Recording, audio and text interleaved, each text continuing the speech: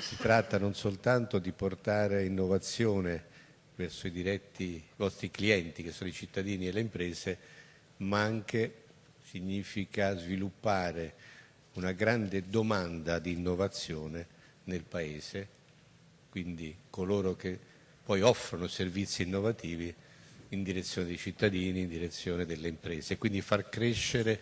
più generalmente le imprese italiane proprio nella parte più avanzata, nell'eccellenza, la capacità di innovare. Innovazione che genera innovazione finisce per fungere da motore del sistema economico del Paese. Il ministro dell'Economia Giovanni Tria, in visita all'Innovation Park di Generali a Mogliano Veneto, ha sottolineato il ruolo molto ampio nel sistema economico italiano della compagnia assicurativa ed il governo, inteso come istituzione, deve tenerne conto come esempio di interazione tra la finanza e l'economia reale. Ed oggi, in occasione della visita del ministro e dell'Open Day all'Innovation Park, il country manager Italia Marco Sesana ha lanciato il piano partner di vita al 2021 con 300 milioni di investimenti nel triennio per l'innovazione, le competenze e le persone e 1150 assunzioni sempre nel triennio. Vogliamo avere un ruolo attivo per migliorare la vita delle persone, ha detto Sesana, insieme ai nostri agenti e ai nostri consulenti.